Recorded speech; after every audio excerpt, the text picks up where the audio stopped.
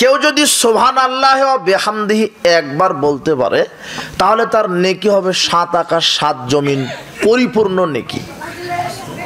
তার মানে নেকি খুব সহজ, নেকি খুব কামাই করা সহজ। এগুলো হচ্ছে আমলে সলেহ। এখন আপনার সাথে কথা এই যে এই ব্যক্তিটা যদি একবার সুবহানাল্লাহ বলে তাহলে একে আল্লাহ নেকি দিবেন 1 উহুদ পাহাড় সমপরিমাণ। কেন? এর পেটের খাদ্য হালাল, পোশাক হালাল, জীবিকা নির্বাহ হালাল। আর আমি যদি সুবহানাল্লাহ বলতে বলতে বমনও করে দেই আর আমার পেটের খাদ্য যদি হারাম হয়, শরীরের পোশাকটা যদি হারাম হয়, গাড়ি বাড়ি যদি হারাম হয়, তাহলে আমার 1 নেকিও হবে না।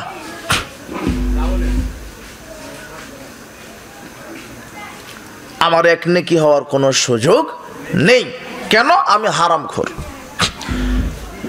আমি সুদের টাকাতে ভাত খেয়ে এসে যদি বলি সুবহানাল্লাহ সুবহানাল্লাহ, আমি ঘুষ দুর্নীতি করার পরে যদি বলি সুবহানাল্লাহ সুবহানাল্লাহ, তাহলে আমার ইবাদতের নেকি কবুল হবে না। কেন? আমি হলো হারামখোর। হারামখোরের ইবাদতের নেকি আল্লাহ কবুল করেন না। এটাই হচ্ছে আল্লাহ সুবহানাহু ওয়া তাআলা বলছেন, ইয়া আইয়ুহার রাসূল কুলু মিনাত তাইয়্যিবাত ওয়া'মালু সলিহা। পৃথিবীর নবী রাসূলগণ, তোমরা সৎ আমল করার পূর্বেই হালাল রুজি ভক্ষণ করো। তাহলে হালাল রিজিকের গুরুত্ব কত বড়, হালাল রিজিকের গুরুত্ব কতখানি। যদি আপনার রিজিকটা যদি হারাম হয় তাহলে আপনার আর ইবাদতের কোনো নেকি আল্লাহ কবুল করবেন না। আল্লাহ সুবহানাহু ওয়া তাআলা বলছেন, ইয়া আইয়ুহাল্লাযীনা আমানু ইন্নামাল খামরু ওয়াল মাইসিরু ওয়াল আনসাবু ওয়াল আজলামু রিজসুম মিন আমালিশ শাইতান। পৃথিবীর বিশ্বাসীগণ, আমি আল্লাহ সুবহানাহু ওয়া তাআলা মদকে হারাম করে দিলাম, জুয়াকে হারাম করে দিলাম, ছবি মূর্তি হারাম করে দিলাম, লটারি ক্রয় বিক্রয়ে হারাম করে দিলাম। অত্র আয়াতে আল্লাহ সুবহানাহু ওয়া তাআলা 4টি জিনিস হারাম করেছেন।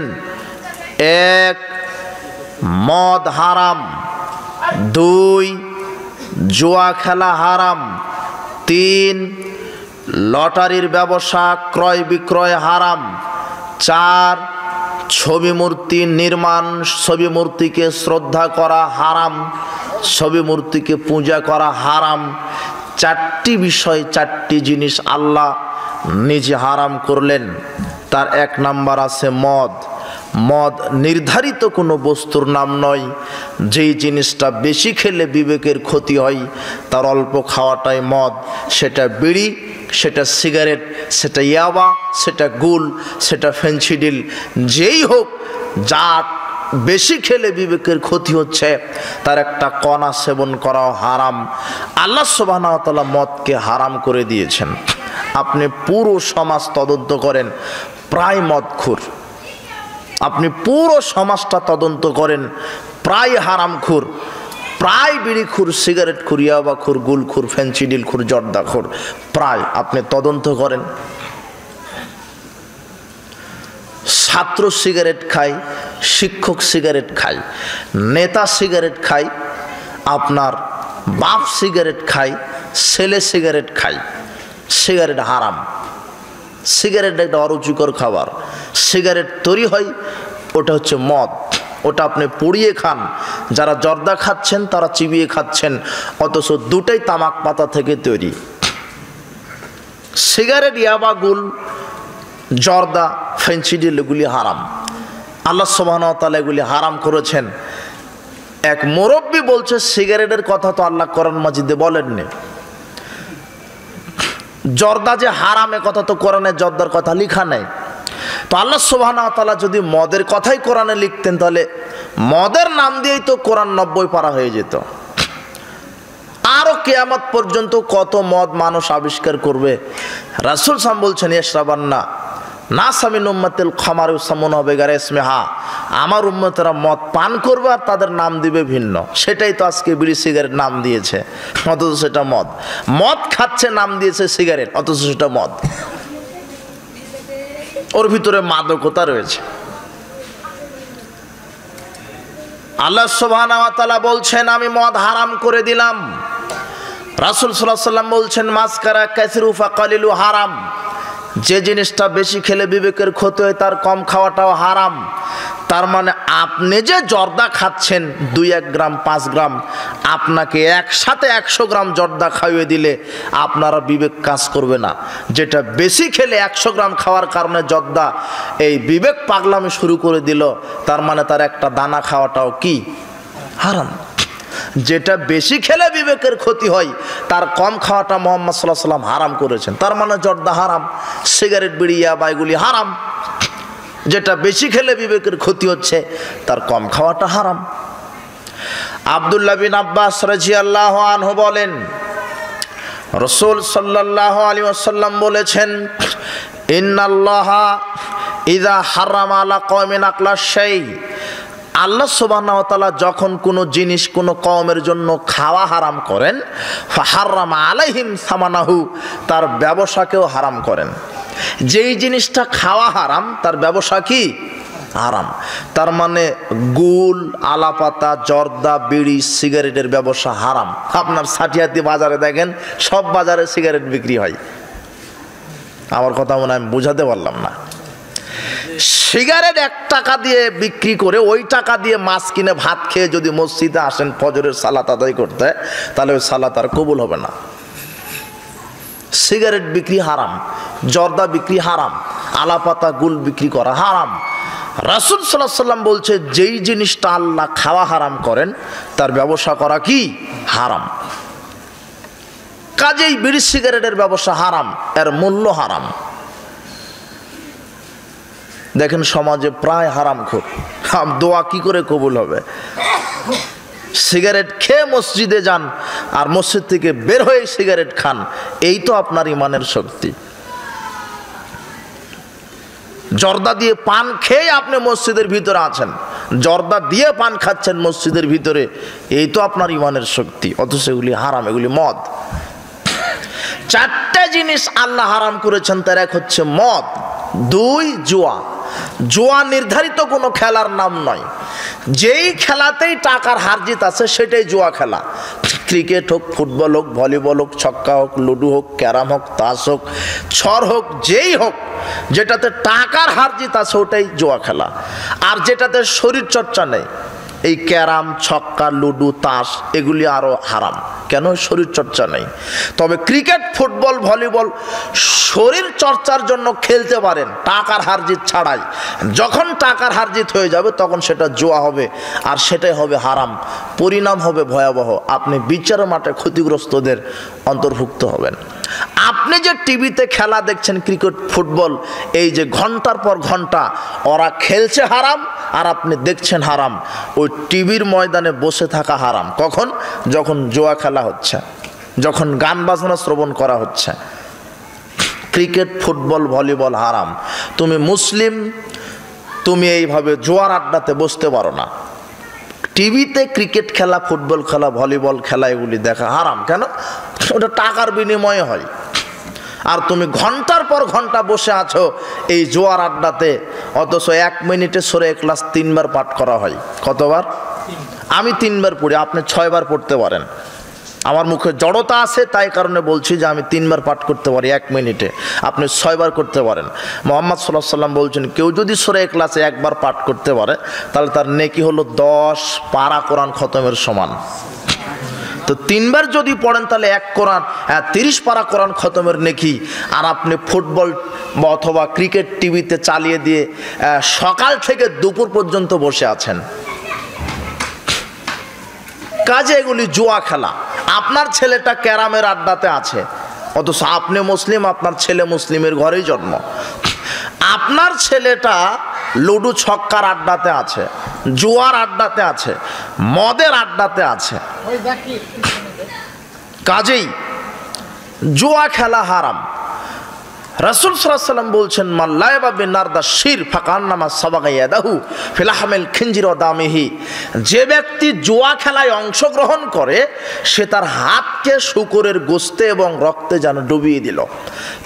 যে ব্যক্তি জুয়া খেলায় অংশগ্রহণ করে, আর জুয়া খেলা আশ্চর্য খেলা, মান ক্বালা লিসাহিবি তাআলু কামিরুক, যদি কোনো বন্ধু তার আরেক বন্ধুকে বলে চলো জুয়া খেলতে যাই, আপনার ওই বন্ধুটা, যুবক তোমার বন্ধু জুয়া খেলেনি, শুধু তোমাকে বলেছে যে আসো আমরা জুয়া খেলতে যাই, ফালিয়াতা সাদ্দাক, তাহলেই তাকে কাফারা দিতে হবে।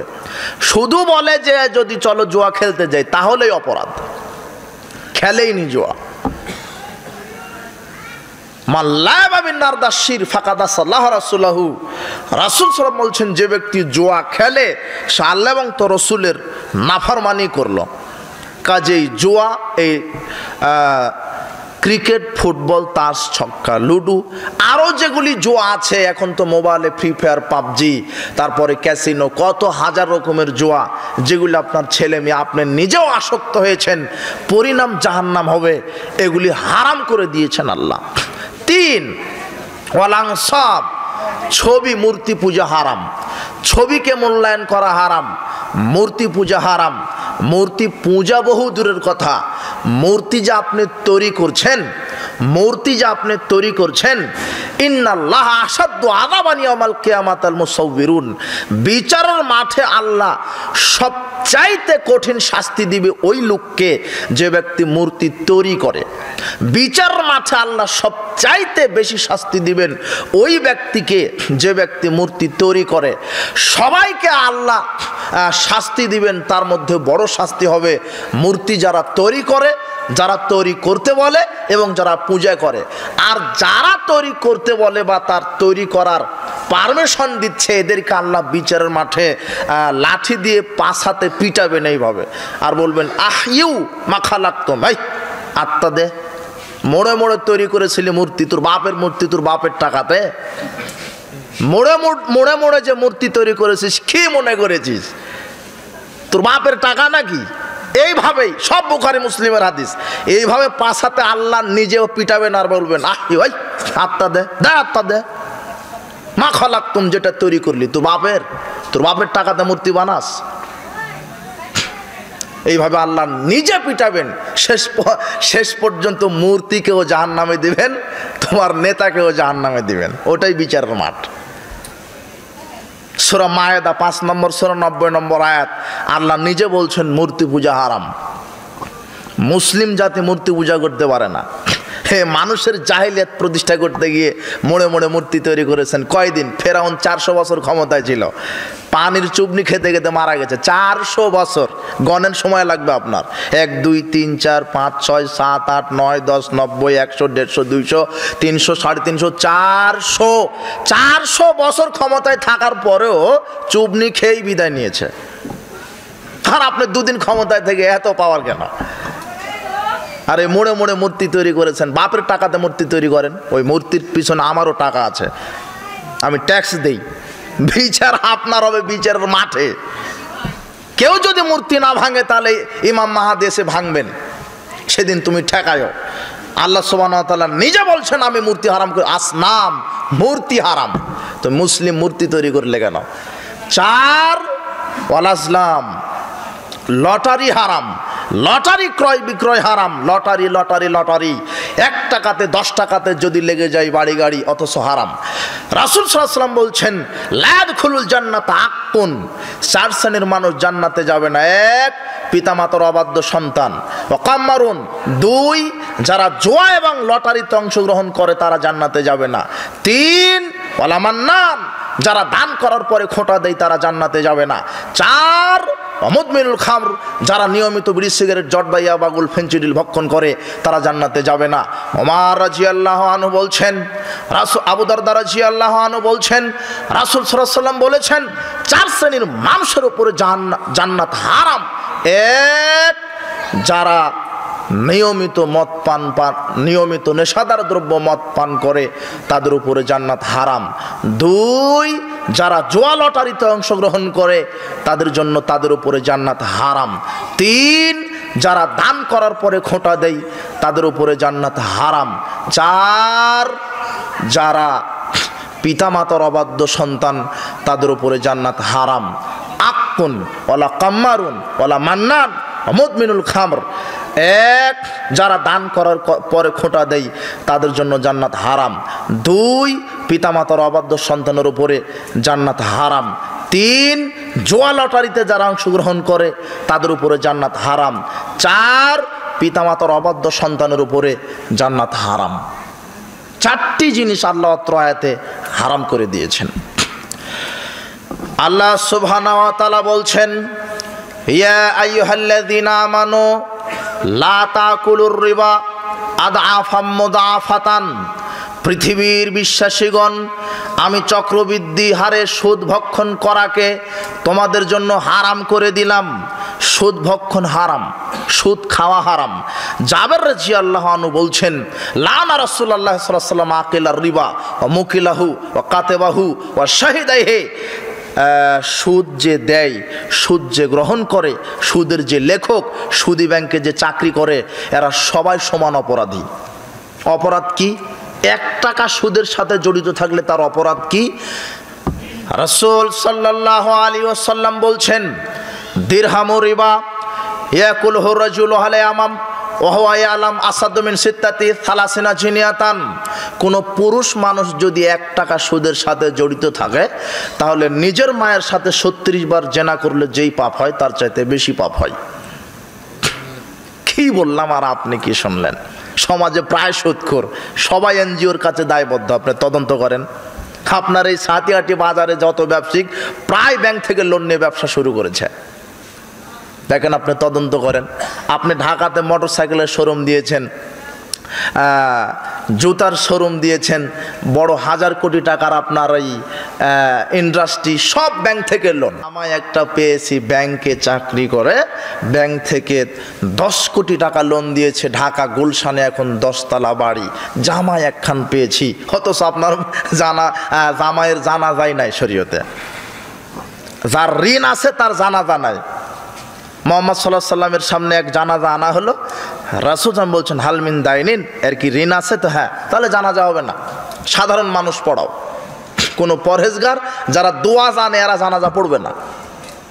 যারা ভালো মানুষ তারা ঋণগ্রস্ত জানাজা পড়বে না। আর আপনি দিন রাত ঋণের উপরে আছেন, ঋণ করে বাড়ি করছেন, ঋণ করে গাড়ি করছেন, ঋণ করে ব্যবসা করেন, আর আপনি সমাজে প্রভাবশালী সেজে আছেন, অথচ আপনার ঋণগ্রস্ত। ব্যাংকের কাছ থেকে সুদে লোন নিয়েছেন, আপনার জানাজাই নাই, অনুমতিই নাই শরীয়তে। দেখেন আপনি ঋণগ্রস্ত ব্যক্তি কয়জন ছাড়া পাবেন? সবাই প্রায় ঋণগ্রস্ত, সুদের সাথে জড়িত। সুদ হারাম, সুদ হারাম। রাসূল সাল্লাল্লাহু আলাইহি ওয়াসাল্লাম বলেছেন যে বানি ইসরাইলগণ বিভক্ত হয়েছিল 72 দলে, আমার উম্মত বিভক্ত হবে 73 দলে। লা ইয়াতিয়ান্নাল উম্মতি মা তাআলা বানি ইসরাইল, বানি ইসরাইলের যে অবস্থা হবে আমার উম্মতের একই অবস্থা হবে।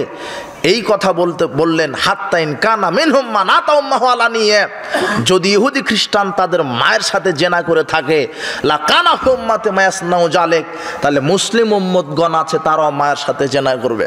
আমি যদি এখন বলি যে মুসলিমরা মায়ের সাথে জেনা করে কিনা, আমি যদি সাফ না বলে আপনি তো বুঝতে পারবেন না।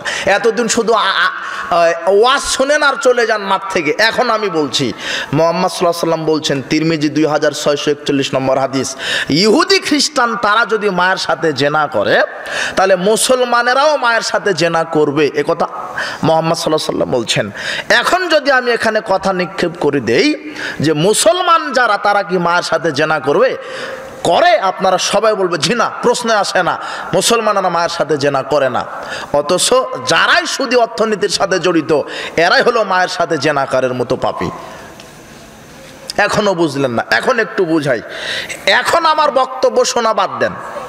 কাকে বলছি আমি? যে সুদখোর, যে সুদের টাকা লেনদেন করে, ব্যাংকের সাথে সম্পর্ক যারা আছে, সুদী কারবার, ওই ব্যক্তিকে বলছি কি এখন এখান থেকে উঠে গিয়ে নিজের স্ত্রীর সাথে যা করেন নিজের মায়ের সাথে তাই করেন।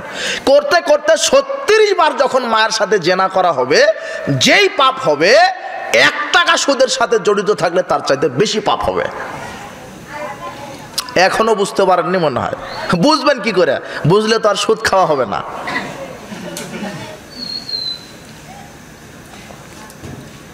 নিজের মায়ের সাথে নগদ জেনায় লিপ্ত হন। 36 বার জেনা করার পরে যখন আপনি বুঝতে পারবেন যে 36 বার হলো, তো 1 টাকা সুদের সাথে জড়িত থাকলে ওর চাইতে বেশি পাপ হয়। এখনো মনে আমি কথা বোঝাতে পারলাম না।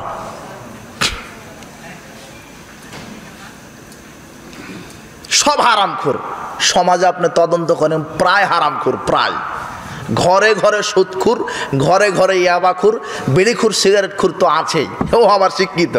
আপনার ছেলে ঢাকা বিশ্ববিদ্যালয় থেকে পাশ করে এসে গাঁজা খায়, ও আবার শিক্ষিত। ও কি শিক্ষা অর্জন করলো? আপনার ছেলে বিশ্ববিদ্যালয় পাশ করার পরে মুখে দাড়ি চাচা, দেখেন। এই যে ইনি যে বললেন যে দোয়া কবুল হচ্ছে না, হবে কি করে? সবাই তো হারামখোর। প্যান্টটা টাকনোর নিচে। আচ্ছা হুজুর, আপনি সঠিক কথা বলেছেন। আমি কিন্তু এই বিষয়ে কথাই বলতে চাচ্ছিলাম না। আপনি অনেক গুরুত্বপূর্ণ কথা বলেছেন, হালাল হারাম, আত্মীয় স্বজন, ওরই প্রেক্ষিতে কিন্তু আমি আলোচনার টপিক দিয়েছি। কথা মনে হয় বুঝতে পারেননি। প্যান্টটা টাকনোর নিচে। আপনি এখনই যদি আপনাকে বলি দাঁড়ান, প্যান্টটা টাকনোর নিচে আছে। একটা হাদিস বুঝতে পারেন কিনা আপনি দেখেন তো। একটা হাদিস, ইয়াতি আলান নাসে জামান, মানুষের ওপরে একটা সময় চলে আসবে, মানুষের ওপরে একটা সময় চলে আসবে, ইস্তামিউন ইউসাল্লুনা ফিল মাসাজিদ, মানুষ দলে দলে মসজিদ ভরে সালাত আদায় করবে। মানুষের ওপরে একটা সময় চলে আসবে, মানুষের ওপরে একটা সময় চলে আসবে যেই সময়তে মসজিদ ভরা থাকবে মুসল্লি, নামাজি, লাইসা ফি মুমিন, কিন্তু কারো ভিতরে ঈমান থাকবে না। কি বুঝলেন? মসজিদ ভরা কারা থাকবে? হ্যাঁ, মসজিদ ভরা কারা থাকবে? মুসল্লি। কারো ভিতরে কি থাকবে না? ঈমান। মানে লোকটা 20 বছর ধরে সালাত আদায় করছে, 20 বছর ধরে সিগারেটও খায়, বিড়িও খায়, জর্দাও খায়। 30 বছর ধরে সালাত আদায় করে, 30 বছর ধরে সুদও খায়, হারামখোর। তো ইমানে তেজ নেই। ও সালাত আদায় করে, হিংসাও করে, সালাত আদায় করে, অহংকারও করে। আর যার অন্তরে অহংকার আছে তার অন্তরে ঈমান নেই, যার অন্তরে হিংসা আছে তার অন্তরে ঈমান নেই। হারামখোর, তার অন্তরে ঈমান নেই। আপনি মসজিদে গেছেন হারাম খেয়ে। পৃথিবীতে আশ্চর্য 2টা পাপ আছে, যেই 2টা পাপের জন্য দোয়া করা হারাম। পৃথিবীতে কয় শ্রেণীর মানুষ পাপী আছে? 2। পৃথিবীতে কয় শ্রেণীর মানুষ আছে পাপী? 2 শ্রেণীর, যাদের জন্য দোয়া করা হারাম। বলতে পারবেন না আল্লাহ এর উপরে রহম করো, একে ক্ষমা করো, এর উপরে বারাকা নাজিল করো, একে সুস্থতা দান করো। এই দোয়া করাই হারাম। কয়জন পাপী? 2 জন। কে? একজন হলো পতিতালয়ের নারী, যারা উলঙ্গ হয়ে রাস্তাঘাটে ঘোরাফেরা করে আর মানুষের ঈমান নষ্ট করে, এর জন্য দোয়া করা হারাম। মুহাম্মদ সাল্লাল্লাহু আলাইহি ওয়াসাল্লাম বলছেন এর উপরে লানত করো, অভিশাপ নাজিল করো। 2, সুদখোর, ঘুষখোর, এই হারামখোরের জন্য দোয়া করা হারাম। বলা যাবে না, সুদখোরকে বলতে পারবেন না যে ওকে আল্লাহ তুমি দয়া করো, ক্ষমা করো, বারাকা নাজিল করো, সুস্থতা দান করো। বিড়িখোর, সিগারেটখোর, ইয়াবাখোর, এই হারামখোরের জন্য দোয়া করাই হারাম, বলাই যাবে না। দলিল কি? দলিল সহিহ মুসলিম বাহির করেন 423 নম্বর হাদিস। আব্দুল্লাহ বিন ওমর রাদিয়াল্লাহু আনহু ইবনে আমেরকে দেখতে গেছে। ইবনে আমের অসুস্থ। আপনাদের এই এলাকায় বা কোনো আত্মীয় স্বজন অসুস্থ হলে আপনারা দেখতে যান না? বিভিন্ন ফলমূল, টাকা পয়সা নিয়ে দেখে আসেন না? আপনার ফুপু, আপনার চাচা, আপনার চাচি বা যেই হোক অসুস্থ আছেন, আত্মীয় কেউ, ভাই, বোন জামাই, যে হোক অসুস্থ, আপনি দেখতে যান, গিয়ে দোয়া করে আসেন, পরামর্শ দিয়ে আসেন। তো আব্দুল্লাহ বিন ওমর দেখতে গেছে একটা অসুস্থ ব্যক্তিকে, যার নাম ইবনু আমের। দেখতে গেছে, যখন তার রুমে ঢুকলেন, ঢুকার সাথে সাথে ইবনে আমের অসুস্থ ব্যক্তিটি বলছে, আলা তাদউল্লাহ আলী, হে ইবনে ওমর, আমার জন্য একটু আল্লাহর কাছে দোয়া করো, আল্লাহ যেন আমাকে সুস্থতা দান করে, ক্ষমা করে, এভাবে একটু দোয়া করো। তুমি কি একটু দোয়া করবে না? তখন আব্দুল্লাহ বিন ওমর বলছেন, লা তুকবালু সালাতুন বেগারে তুহুর, ওযু ছাড়া যেমন সালাত কবুল হয় না, ওয়ালা সাদাকাতুন মিন গুলুল, হারাম মালের দান সদকা আল্লাহ যেমন কবুল করেন না। ও কুনতালাল বাসরা, আর তুমি তো ছিলে এই কালিহাতি থানার এমপি, মানে সে বসরা, এটা বসরা, সেই বসরার তুমি ছিলে তো গভর্নর, মন্ত্রী। এইভাবেই বলছেন আব্দুল্লাহ বিন ওমর, ওয়াকুনতা আলাল বাসরা, আর তুমি তো ছিল বসরার গভর্নর, তুমি তো মন্ত্রী ছিলে, আর মন্ত্রী থাকা অবস্থায় রাষ্ট্রীয় কোষাগার থেকে তুমি হাজার হাজার কোটি টাকা দুর্নীতি করেছো, কাজেই দুর্নীতিবাজের জন্য কোনো দোয়া চলবে না। কি বুঝলেন আপনি? যে হারামখোর, সুদখোর, ঘুষখোর, চোর, ডাকাত, দুর্নীতিবাজ, এর জন্য দোয়া করা হারাম। হাদিস মুসলিম। বলা যাবে না যে হারামখোরকে আল্লাহ তুমি ক্ষমা করো, দয়া করো, রহম নাজিল করো। তবে একটা দোয়া বলতে পারেন যে আল্লাহ তুমি তাকে হেদায়েত দান করো, হেদায়েত দান করো, কিন্তু বলা যাবে না যে আল্লাহ অসুস্থ, সুস্থতা দান করো। দেখেছেন হারামখোর কত বড় অপরাধী, কথা মনে বুঝাতে পারছি না।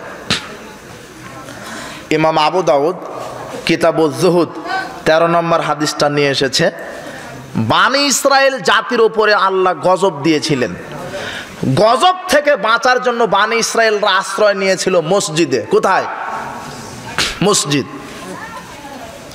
আল্লাহ সুবহানাহু ওয়া তাআলা নবীর উপর ওহী নাজিল করলেন, ইয়ামলাউ বুতুনাকুম মিনাল হারাম, হে নবী, তোমার উম্মতেরা আমার গজব থেকে মসজিদে গেছে বাঁচার জন্য, তাদেরকে বলো তাদের পেটে আছে হারাম খাবার, আমি আল্লাহ তাদের উপরে দ্বিগুণ গজব এখন নাজিল করব।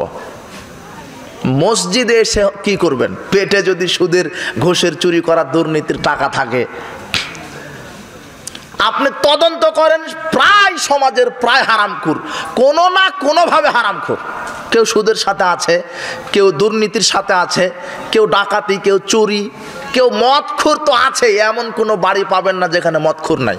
ওর বাপ খায়, না ওর মাও খায়, না হলে বোন খায়, না হলে বেটি খায়, না হলে বেটা খায়, না হলে ছাত্র খায়, শিক্ষক খায়, কেউ না কেউ খায়, না হলে দাদা খায়, দাদি খায়, কেউ গুল খায়, কেউ আলাপাতা খায়, কেউ জর্দা খায়, কেউ গাঁজা খায়, কেউ হিরোইন খায়, কেউ বিড়ি খায়, কেউ সিগারেট খায়। আছেই একজন শয়তান, আছেই একজন না একজন হারামখোর আছেই পরিবারে। নয় সুদখোর আছে, নয় ঘুষখোর আছে, না দুর্নীতিবাজ। আর এখন ঘরে ঘরে দুর্নীতিবাজ। এদেশের নেতা নেত্রী, আলেম সমাজ, যারা নেতৃত্ব স্থানীয় আছে, তারা যদি একটা হাদিসকে মূল্যায়ন করত, তাহলে এই দেশ থেকে দুর্নীতি বাদ হয়ে যেত। কি হাদিসটা? আবু হুরায়রা রাদিয়াল্লাহু আনহু বলছেন, আহাদা রাজুলুন লিরাসূলিল্লাহ সাল্লাল্লাহু আলাইহি ওয়াসাল্লাম গোলামান ইউকালু লাহু মিদাম। রাসূল সাল্লাল্লাহু আলাইহি ওয়াসাল্লামকে এক ব্যক্তিকে হাদিয়া দেওয়া হলো, রাসূলের খেদমত করবে। ইনাকে এক ব্যক্তিকে হাদিয়া দেওয়া হলো যে ওই ব্যক্তিটা ইনার খেদমত করবে। তার নাম ছিল মিদাম। মেদামটি রাসূল সাল্লাল্লাহু আলাইহি ওয়াসাল্লামের হাওদা ঠিক করছিলেন। অর্থাৎ রাসূল সাল্লাল্লাহু আলাইহি ওয়াসাল্লাম যে উটের বাহনের উপরে বসেন, হাওদা বাহন, সে বাহনটা মুছে দিচ্ছিলেন যাতে বসতে পারে সুন্দরভাবে। মেদাম রাসূলের গোলাম হাওদাটা ঠিক করতে করতে আয়রন, হঠাৎ করে একটা তীর এসে লেগে গেল। ফাকাতালাহু, মেদাম মারা গেলেন। তখন সাহাবীরা বলছেন, বাহ, হানিয়ান লাহুল জান্নাহ, বাহ, রসুলের খাদেম মারা গেছে, যেহেতু রসুলের খাদেম সে তো কোথায় যাবে? জান্নাতে। বুঝেন আমার কথা? বুঝেন কিছু? রসুলের খাদেম, সাহাবীদের এটা ধারণা যে রসুলের যেহেতু খাদেম, রসুলের কাজ করে, কাজেই এই মেদাম মারা গেল তীরের আঘাতে, লোকটা জান্নাতে যাবে। তখন রাসূল সাল্লাল্লাহু আলাইহি ওয়াসাল্লাম বলছেন, কাল্লা, কখনো নয়, ওয়াল্লাযী নাফসি বিয়াদিহি, সেই সত্তার কসম যেই সত্তার হাতে আমি মুহাম্মাদের আত্মা রয়েছে, ইন্না আখাযাহা ইয়াওমা খায়বার মিনাল মাগানিম লাম তুসবিহাল মাকাসিম, এই আমার এই খাদেম খয়বারের যুদ্ধের দিনে রাষ্ট্রীয় কোষাগার থেকে একটা চাদর আত্মসাৎ করেছিল। লাতাশতাইলু আলাইহি নারান, একটা চাদর আত্মসাৎ করার কারণে জাহান্নামের আগুনে একে ঝলসানো হচ্ছে। ফালাম্মা সামিয়া যালিকান নাস, যখন এই কথার অন্যান্য লোকেরা শুনলো, সর্বনাশ, একটা চাদর রাষ্ট্রীয় কোষাগার থেকে নেওয়ার কারণে যদি জাহান্নামে যাওয়া লাগে, তখন কিছু লোক এসে বলছেন, যা রাসূলুল্লাহ সাল্লাল্লাহু আলাইহি ওয়াসাল্লাম শিরাকিন আও শিরাকাইনে, যা রাজুলুন শিরাকিন আও শিরাকাইনে ইলান নবী সাল্লাল্লাহু আলাইহি ওয়াসাল্লাম। একজন ব্যক্তি রাসূল সাল্লাল্লাহু আলাইহি ওয়াসাল্লামের নিকটে একটা সুতা নিয়ে আসলেন। সুতা বুঝেন না? আপনাদের স্ত্রী বোন কাঁথা সেলাই করে, সুতা, এই যে কাপড় সুতা দিয়ে তৈরি না, এরকম একটা সুতা রাসূল সাল্লাল্লাহু আলাইহি ওয়াসাল্লামের নিকটে নিয়ে এসে বলছেন, আল্লাহর নবী, এটা সরকারের কোষ মাল, সরকারি রাজকোষ থেকে আমি এটা নিয়েছি কাউকে না বলেই। তো একটা সুতা যে, একটা যে ফিতা আমি এই যে আত্মসাৎ করেছি, এর কারণে জাহান্নামে যেতে হবে। তখন রাসূল সাল্লাল্লাহু আলাইহি ওয়াসাল্লাম বললেন, শিরাকুম মিন্নার আও শিরাকাইনে মিন্নার, দুটা সুতা নিলেও জাহান্নামে যাবে, একটা সুতাও দুর্নীতি করলে জাহান্নামে যাবে। তো একটা সুতা যদি দুর্নীতি করার কারণে জাহান্নামে যাওয়া লাগে, তো বাংলাদেশের নেতা নেত্রীর অবস্থা কি হবে? 2 বছর ক্ষমতা না থাকতে লন্ডনে ফ্ল্যাট কিনে গেছে, লন্ডনে ফ্ল্যাট, গুলশানে 10টা বাড়ি, অথচ থাকার জন্য লাগে একটা বাড়ি। দুর্নীতি করলে এত করা লাগে, টাকা খেলেও আর বংশ শেষ করতে পারবে না। হাজার হাজার কোটি টাকা দুর্নীতি করে এরাই বাংলাদেশকে ফতুর করছে। আপনার এই এলাকাতে একটা গরু চোর ধরা পড়েছে, কিন্তু চোর নয়, ও পেটের দায়ে গরুটা চুরি করতে এসেছিল। আপনি এখানে জুতা খুলে ওয়াজ শুনতে বসেছেন, জুতাটা হারিয়ে গেছে, যে চুরি করেছে ও চোর নয়, ও পেটের দায়ে একটা দুটা জুতা চুরি করছে। আপনার এই মসজিদের টিউবওয়েলটা চুরি হয়ে গেছে, ও চোর নয়, ও ছোট চোর, পেটের দায়ে করে। গরু চোর, ওর সারা জীবনও গরু চুরি করে 1 কোটি টাকা চুরি করতে পারবে না। কেন? আজকে চুরি করবে, আগামীকাল ধরা পড়তে পারে না। কিন্তু আপনার এই বড় বড় চোর বসে আছে বাংলাদেশের সচিবালয়ে, সেক্রেটারিয়েটে, ইনকাম ট্যাক্স অফিসে, পাসপোর্ট অফিসে, ভিসা অফিসে, এই দাগা দুর্নীতিবাজারা কলমের খোঁজা দিয়ে বাংলাদেশের হাজার কোটি টাকা দুর্নীতি করে নিচ্ছে। এরাই হলো দুর্নীতিবাজ, এরাই হলো বড় চোর। আপনি কি বলছেন? যারা রক্ষক হয়ে বসে আছে তারা এখন ভক্ষক। সকালবেলাতে আপনি গেছেন আপনার বেগুন খেতে, বেড়া দিয়েছিলেন, দেখেন তো বেড়ায় বেগুন খায়, বেড়া দিয়েছেন যেন বেগুন ছাগলে খেতে না পারে, দেখছেন যে বেড়ায় খাওয়া শুরু করেছে। দোয়া কবুল হবে? প্যানের আপনার যে টাঙ্কি আছে, টাঙ্কি, ওই টাঙ্কিতে মরা কুকুর পড়ে আছে, আপনার এই সাথে ভালো পানি সাপ্লাই হবে? ভালো পানি পেতে হলে টাঙ্কি পরিষ্কার করতে হবে। আর এই ঘরে ঘরে এখন দুর্নীতিবাজ। এখন আপনি বলছেন শুধু এই নেতা নেত্রী, হ্যাঁ আপনি দেখেন, আপনি এই শিক্ষাঙ্গনে যান, মসজিদে যান, দুর্নীতিবাজ বসে আছে, কেশিয়ার টাকা খায় মসজিদের, মাদ্রাসার যিনি হাফেজ উনি টাকা খায়। আর এই যে কাঠমোল্লারা নিয়োগ বাণিজ্য করতে গিয়ে হাজার হাজার কোটি টাকা দুর্নীতি করছে। বিশ্ববিদ্যালয়ের ভিসি বলেন, আপনার এই মাদ্রাসার সুপারিনটেন্ডেন্ট বলেন, যারা মোড়ল আছে এরাই প্রায় দুর্নীতিবাজ, প্রায়। দুর্নীতি না করলে টিকতে পারবে না। যে আল্লাহ জাতিকে বোঝার হেদায়েত দান করুন, সঠিক বোঝার তৌফিক দান করুন, আল্লাহুম্মা আমিন। আমি বোঝাতে চাচ্ছি, একটা সুতা দুর্নীতি করলে যদি জাহান্নাম হয়, তাহলে আপনার এই মসজিদ কমিটির ক্যাশিয়ারের কি হবে, এই হুজুরের কি হবে? আল্লাহ সঠিকটা বোঝার তৌফিক দান করো, আল্লাহুম্মা আমিন। আর ঘরে ঘরে দুর্নীতিবাজ কেন বললাম?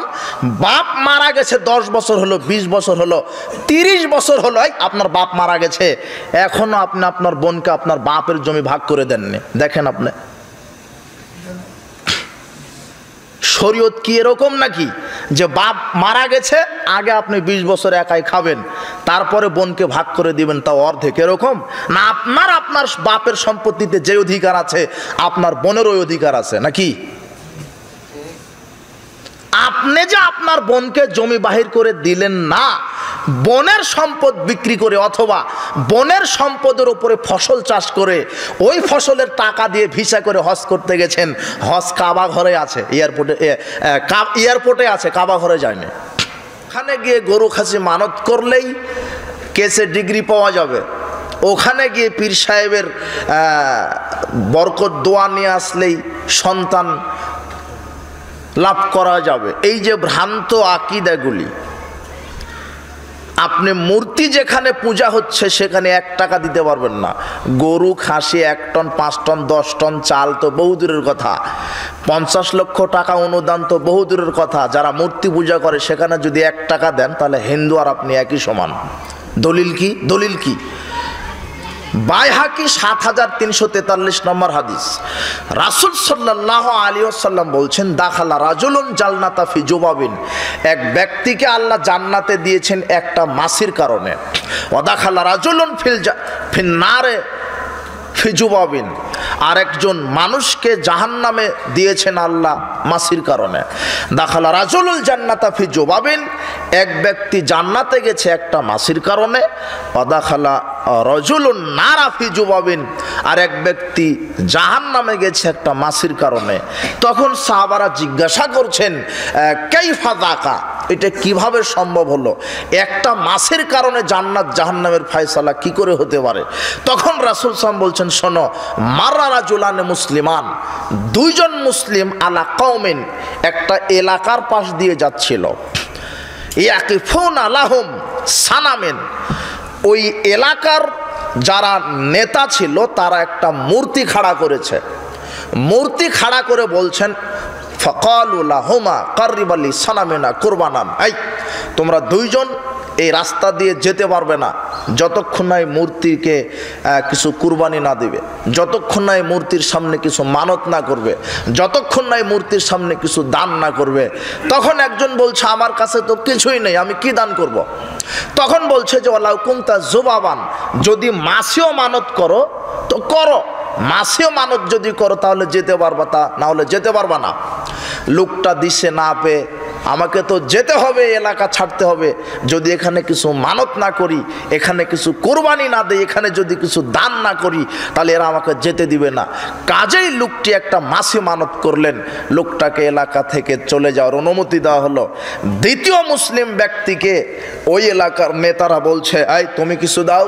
তখন বলছে, লা নুশরিকু বিল্লাহি শাইআ, আপনি কি বলেন? আমি মুসলিম, আমি কোনো বিজাতীয় নীতি, কবর, খানকা, মাজার, ছবি, মূর্তি, যারা মূর্তি পূজা করে এদের সামনে আমি মুসলিম মাথা নত করতে পারি না, এদের সামনে আমি 1 টাকা দিব না, কিছুই দিতে পারি না, মাসি তো বহু দূরের কথা, আল্লাহর সামনে আমি কাউকে শরীক করতে পারি না। ফাকুতিলা লাহু, তখন এই নেতারা তাকে চিরে করাত দিয়ে জীবন্ত হত্যা করে দিলেন। মুহাম্মদ সাল্লাল্লাহু আলাইহি ওয়াসাল্লাম বলছেন, দাখালাল জান্নাহ, লোকটি জান্নাতে চলে গেল। আর আপনি অনুদান নিয়ে গেছেন মাজারে, খানকায়, মন্দিরে, আর আপনি 14 বার হজ করেন। জি না, হিন্দু আর আপনার ইমান একই সমান। যদি আপনি মাজারে 1 টাকা দান করেন, মন্দিরে 1 টাকা অনুদান দেন, তাহলে আর আপনার ইমান নেই। এটা হলো ইসলাম।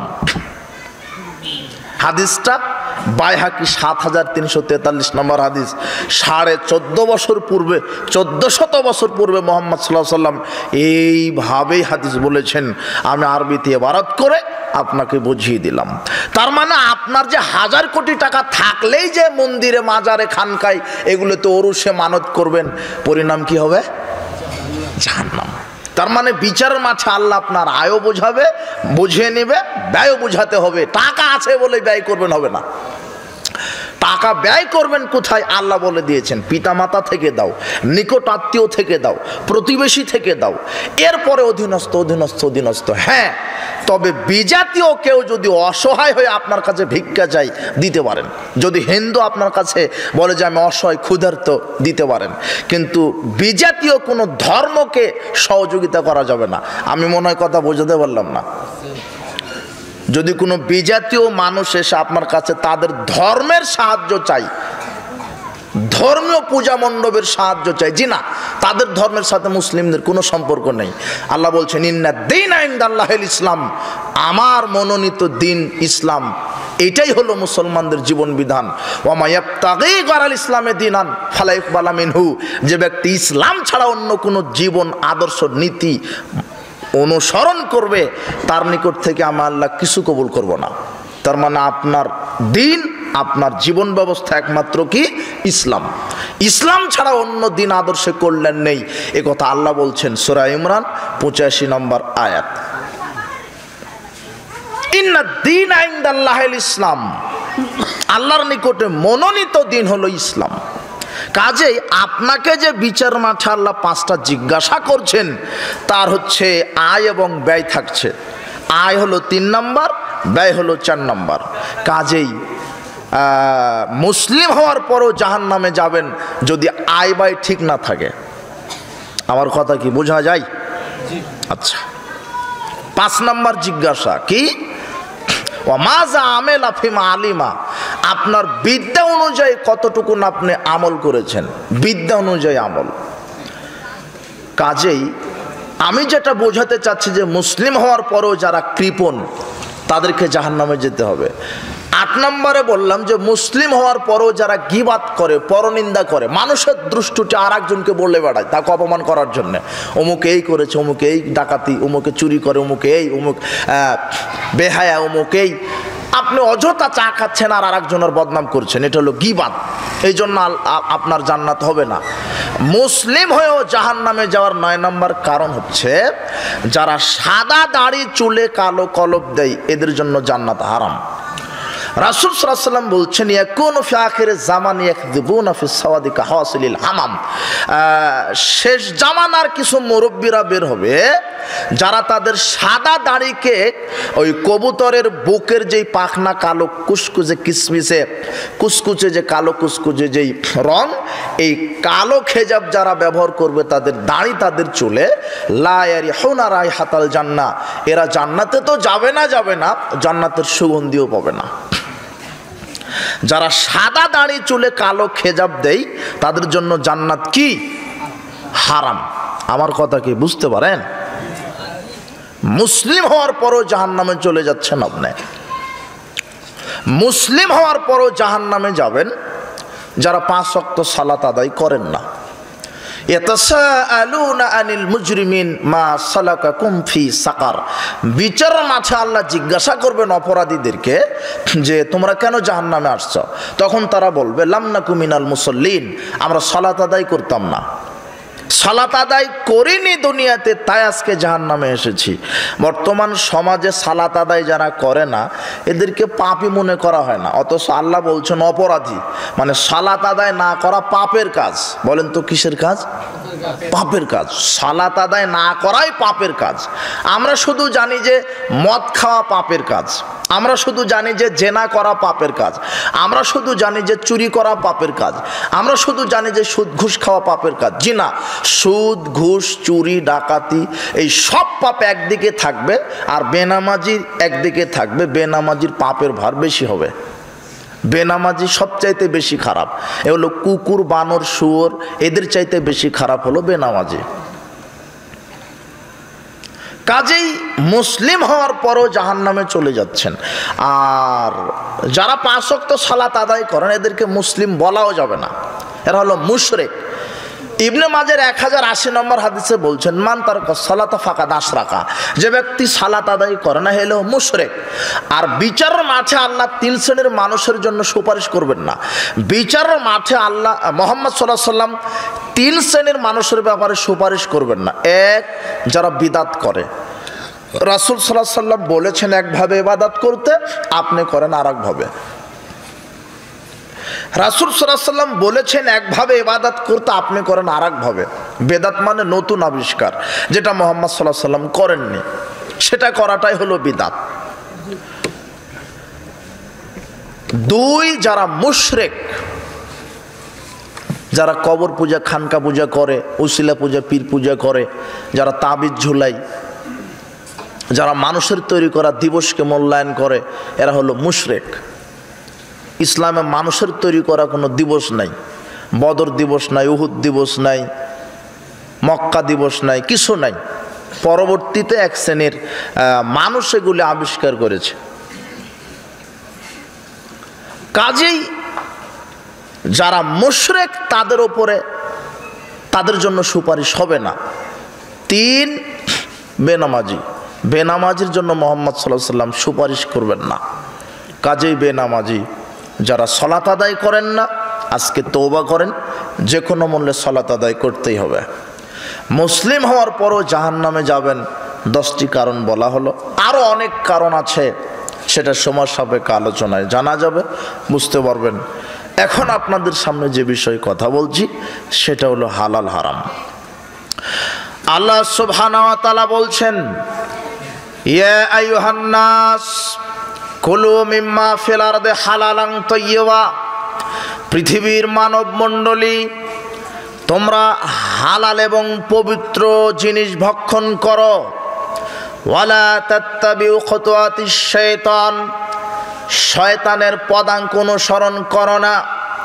পৃথিবীর মানব মণ্ডলী হালাল এবং পবিত্র রুজি রুটি খাও, হালাল এবং পবিত্র রুজি ভক্ষণ করার মাধ্যমে জীবিকা নির্বাহ করো। এই আয়াতের ব্যাখ্যা একটু পরে। আল্লাহ সুবহানাহু ওয়া তাআলা বলছেন, ইয়া আইয়ুহাল্লাযীনা আমানু কুলু মিন তাইয়্যিবাতি মা রাযাকনাকুম, পৃথিবীর বিশ্বাসীগণ জমিনে আমি যেগুলি রুজি রুটি দিয়েছি তার মধ্যে যেগুলি পবিত্র সেগুলি ভক্ষণ করো। আল্লাহ সুবহানাহু ওয়া তাআলা বলছেন, ইয়া আইয়ুহার রাসূল কুলু মিনাত তাইয়্যিবাত ওয়া আমালু সালিহা, পৃথিবীর নবী রাসূলগণ আমল করার পূর্বে পবিত্র রুজি ভক্ষণ করো। তিনটা আয়াত। তার প্রথম আয়াত আল্লাহ সুবহানাহু ওয়া তাআলা সারা পৃথিবীতে যার নাম মানুষ তাদেরকে বললেন যে জমিনে যেগুলি আমি রিজিক দিয়েছি তার মধ্যে যেগুলি হালাল এবং পবিত্র সেগুলি ভক্ষণ করেন। এখানে একটি কথা, পৃথিবীতে অনেক আল্লাহর দেওয়া রুজি রুটি আছে, অনেক রিজিক আছে, কিন্তু সব রিজিক হালাল নয়। আল্লাহ সুবহানাহু ওয়া তাআলা বলেছেন, শুকর আমি তৈরি করেছি ঠিক আছে, কিন্তু এটা তোমাদের জন্য আমি কি করে দিয়েছি? হারাম। কুকুর এটা হারাম। আল্লাহ সুবহানাহু ওয়া তাআলারই সৃষ্টি, কিন্তু আল্লাহ মানুষকে এগুলি দিয়েছেন পরীক্ষার জন্য। আল্লাহ বলে দিয়েছেন, সব আল্লাহ দিয়েছেন, সৃষ্টি করেছেন। মদ আল্লাহরই তৈরি করা, কিন্তু আল্লাহ সব কিছু তৈরি করে বলে দিয়েছেন যে এটা হলো হালাল, এটা হলো হারাম। এরপরেও আল্লাহ সুবহানাহু ওয়া তাআলা আরো স্পষ্ট করে বলে দিয়েছেন কি, হালালের মধ্যেও তোমরা যেগুলি পবিত্র সেগুলি খাও। শুধু হালাল হলে হবে না, পবিত্র হতে হবে। এইবারে এটাই হলো আপনার মূল বোঝার কথা। কি আল্লাহ সুবহানাহু ওয়া তাআলা বলছেন, পৃথিবীতে আমি যেগুলি দিয়েছি তার মধ্যে যেগুলি হালাল এবং পবিত্র সেগুলি খাও। হালাল হলেই পবিত্র হয় না। পৃথিবীতে যত হালাল জিনিস সব পবিত্র নয়, কিন্তু প্রত্যেক পবিত্র জিনিসই হালাল। কেমন করে? কিছু দোষ ত্রুটির কারণে হালাল জিনিসও অপবিত্র হয়ে যায়। আল্লাহ সুবহানাহু ওয়া তাআলা শর্ত দিচ্ছেন কি, ইয়া আইয়ুহার রাসূল কুলু মিনাত তাইয়্যিবাত ওয়া আমালু সালিহা, পৃথিবীর নবী রাসূলগণ তোমরা আমলে সালেহ করার পূর্বে হালাল পবিত্র রুজি ভক্ষণ করো। আমলে সালেহ মানে সৎ আমল, সালাত, সিয়াম, হজ, যাকাত, তাসবিহ তাহলিল, কোরআন মাজিদ, দান খায়রাত, এগুলি হলো আমলে সালেহ, এগুলি হলো আমল, সৎ আমল। তো এই আমল করার পূর্বেই আল্লাহ সুবহানাহু ওয়া তাআলা কি খেতে বললেন? হালাল নয়, পবিত্র, পবিত্র রুজি। শুধু হালাল নয়, হালাল হতে হবে, একত ওটা কি হতে হবে? পবিত্র। শুধু হালাল হলে হবে না, পবিত্র হতে হবে। আমি যে সালাত, সিয়াম, হজ, যাকাত, তাসবিহ তাহলিল করব, আমি যে আমল করব, ইবাদত করব, এর পূর্বে আল্লাহ শর্ত দিলেন যে তোমরা পবিত্র বস্তু ভক্ষণ করো। কেননা সব পবিত্র বস্তুই হালাল, কিন্তু সব হালাল পবিত্র নয়। কেমন? গরুর গোশ এটা হলো হালাল, এটা মুসলিমদের জন্য কি হালাল। গরুর দুধ এটা হলো হালাল, কিন্তু গরুর গোশ হচ্ছে হালাল। কিন্তু আপনি যদি ওই গরুর গোশটা চুরি করে নিয়ে আসেন তাহলে ওই গোশটা আপনার জন্য অপবিত্র। কিসের কারণে? চুরি করার কারণে। বুঝেননি মনে হয়। বাজারে গেছেন, আপনার এই সাতিহাটি বাজার, সুন্দর গরু জব হয়েছে, আপনি গরুর গোশ কিনলেন, কিন্তু টাকা ছিল সুদের অথবা ঘুষের অথবা দুর্নীতি করা টাকা। এই সুদের টাকার কারণে গরুর গোশ আপনার জন্য হারাম, অপবিত্র। গোশটা হালাল কিন্তু টাকাটা হারাম, এই কারণে গোশ আপনার জন্য কি হয়ে গেছে? অপবিত্র। এটাই আল্লাহ বলছেন যে তোমরা ইবাদত করার পূর্বেই, আমলে সলেহ করার পূর্বেই পবিত্র রুজি ভক্ষণ করো। আবু হুরায়রা রাদিয়াল্লাহু আনহু বলেন, রাসূল সাল্লাল্লাহু আলাইহি ওয়াসাল্লাম বলেছেন, ইন্নাল্লাহা তাইয়্যিব, আল্লাহ হলেন পবিত্র, লা ইয়াকবালু ইল্লা তাইয়্যিবা, আল্লাহ পবিত্র ছাড়া কিছু কবুল করেন না। ওয়া আন্নাল্লাহা আমারাল মুমিনিনা বিমা আমারা বিহিল মুরসালিন, আল্লাহ নবী রাসূলকে যে আদেশ দিয়েছেন, সারা পৃথিবীর সমস্ত মুমিন নারী পুরুষকে একই আদেশ দিয়েছেন। আদেশ কি? পৃথিবীর নবী রাসূলগণ, পৃথিবীর মুমিন নারী পুরুষগণ, তোমরা ইবাদত করার পূর্বে পবিত্র বস্তু ভক্ষণ করো। সবাইকে আল্লাহ একই আদেশ দিয়েছেন। সুম্মা যাকারা রাজুলা ইউতিলুস সাফারাস আখবারা, এরপরে রাসূল সাল্লাল্লাহু আলাইহি ওয়াসাল্লাম এক ব্যক্তির কাহিনী বর্ণনা করতে লাগলেন সাহাবীদের নিকটে। রাসূল সাল্লাল্লাহু আলাইহি ওয়াসাল্লাম বলছেন, লোকটি ছিল মরুভূমিতে, চুলগুলি ছিল এলোমেলো, ধুলামলিন এলোমেলো অবস্থায়। ইয়ামুদ্দু ইয়াদাহি ইলাস সামায়ে, লোকটি দুই হাত আকাশের দিকে উত্তোলন করে দোয়া করছেন, ইয়া রব্বি ইয়া রব্বি, হে আমার প্রতিপালক, হে আমার প্রতিপালক। লোকটি মুসাফির। তিন শ্রেণীর মানুষের দোয়া আল্লাহ ফেরত দেন না, তিন শ্রেণীর দোয়া আল্লাহ কবুল করেন। এক, মুসাফিরের দোয়া আল্লাহ কবুল করেন। দুই, সন্তানের জন্য পিতামাতার দোয়া আল্লাহ কবুল করেন। তিন, মাজলুম অত্যাচারিত ব্যক্তির দোয়া আল্লাহ কবুল করেন। রাসূল সাল্লাল্লাহু আলাইহি ওয়াসাল্লাম মুসাফিরের কথাই বর্ণনা করছেন। লোকটা মরুভূমিতে ছিল সফরে, চুলগুলি এলোমেলো উস্কো খুস্কো। এই লোকটি মুসাফির অবস্থায় আল্লাহর নিকটে একে তো মুসাফির, দ্বিতীয়ত হাত তুলে দোয়া করছেন। আল্লাহ রাসূল সাল্লাল্লাহু আলাইহি ওয়াসাল্লাম বলছেন, কেউ যদি হাত তুলে আল্লাহর নিকটে দোয়া করে, আল্লাহ তার খালি হাত ফেরত দিতে লজ্জাবোধ করেন। একে তো মুসাফির, আর একে তো দুই হাত উঠাচ্ছেন, উঠিয়ে দোয়া করছেন, দোয়া কবুল হবে নিশ্চিত। কিন্তু মুহাম্মদ সাল্লাল্লাহু আলাইহি ওয়াসাল্লাম আফসোস করে বললেন, ওয়া মাতআমু হারামুন, তার পেটের খাদ্য আছে হারাম। ওয়া মাশরাবু হারাম, তার পানীয় দ্রব্য হারাম। ওয়া মালবাসু হারাম, তার শরীরের পোশাক আছে হারাম। ওয়া গুযিয়া বিল হারাম, তার বাহন তার বাড়িটা হারাম। ফান্নাস্তাজাবু লিযালিক, তার ইবাদত তার দোয়া আল্লাহ কি করে কবুল করবেন? তার মানে পেটের খাদ্য যদি হারাম অপবিত্র হয়, শরীরের পোশাক যদি হারাম অপবিত্র হয়, আপনার গাড়ি বাড়ি যদি হারাম টাকায় হয়, তাহলে আপনার ইবাদতের নেকি আল্লাহ কবুল করবেন না। আপনি বুঝলেন না মনে হয়, এখনো বুঝতে পারেন, এখন বুঝতে পারবেন। কি? কয়েকটা সৎ আমলের সিরিয়াল দিয়ে আল্লাহ যে বলছেন যে আমলে সলেহ করার পূর্বে হালাল এবং পবিত্র বস্তু খাও। তো আমলে সলেহ বুঝেন কিনা? সুবহানাল্লাহ, এটা যে একটা তাসবিহ, এটা হলো আমলে সলেহ। এটা কি? সৎকর্ম। জিকির করছেন